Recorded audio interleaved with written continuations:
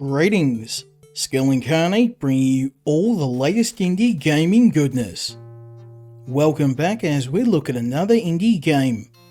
This time I check out the retro FPS Zero Tolerance.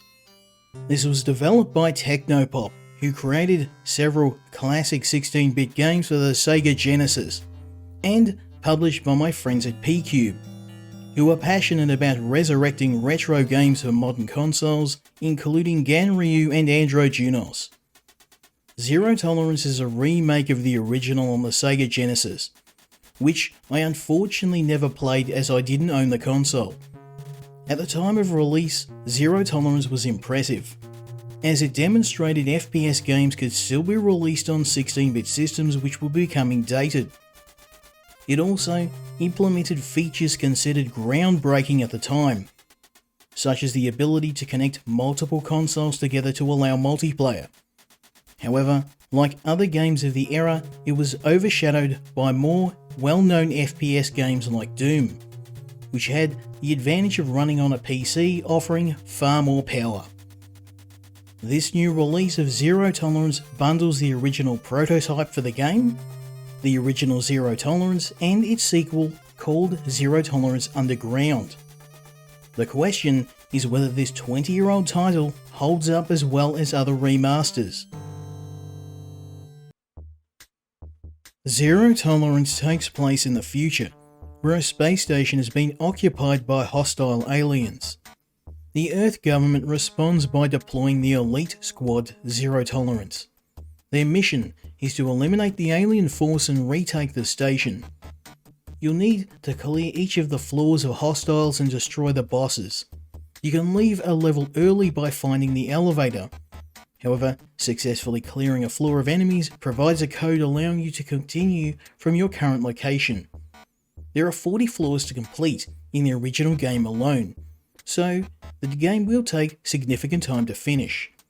Like many games of this type, each level has a maze design, requiring constant use of the map to navigate. There are quite a lot of weapons and items to find, ranging from simple pistols and shotguns to lasers, RPGs, and my personal favourite, the flamethrower. You also get your hands on deployable items like dynamite, hand grenades, and a scanner that can be used to spot enemies through walls. The catch is you can only carry 5 items at a time, so you'll need to be strategic with your loadout. Finally, the game implements a character selection system, letting you choose between all 5 members of the Zero Tolerance team, who each have their specific skills and weapon loadout.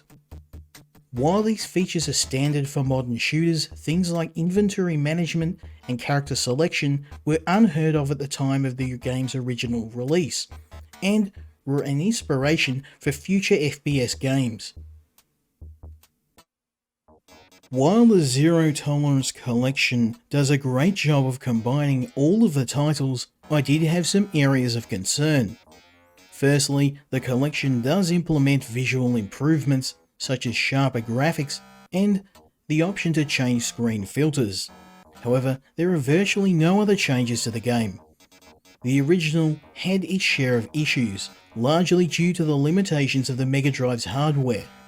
This included severely limited draw distance, poor controls, heavily pixelated graphics, and bad enemy AI. However, the biggest issue for me is the performance, with the game experiencing shocking slowdown when there are several enemies on screen. In order to be fully objective, I hunted down the original game via an emulator, and confirmed that this is a faithful recreation. However, given PQube's history of excellent restorations of retro classics, I was hoping they would streamline the experience. I would have loved to see performance optimization changes to resolve the frame rate and improvements like increasing the draw distance. I would have loved to have access to cooperative mode which existed in the original game, or the option to change the default HUD which obscures most of the screen. Finally, the collection seems incomplete, as there was another Zero Tolerance game called Beyond Zero Tolerance. However, I'm assuming this is due to licensing issues. I'm a big fan of restoring retro games, and I greatly respect the work that publishers like PQube have done to ensure that modern audiences get to experience classic games. At the time of release, Zero Tolerance was a groundbreaking title that implemented many innovative features used for future games. However, it was also a product of its time and the available hardware. PQube set the bar very high with their efforts on previous games, so this is why I was a little critical of Zero Tolerance. I would have loved for the collection to include the original titles and an updated version for newer hardware. However, it's still a faithful recreation of the original.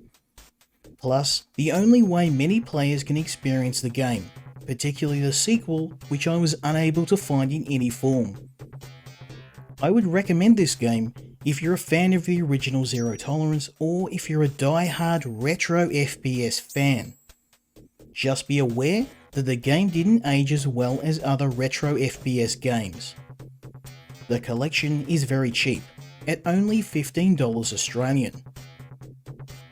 I hope you enjoyed this review of Zero Tolerance, and I'd like to thank PQube for their continued support of the channel. As always, let me know your thoughts in the comments, and I hope you'll join me next time when we look at another indie game. Until then, Skill Incarnate, out.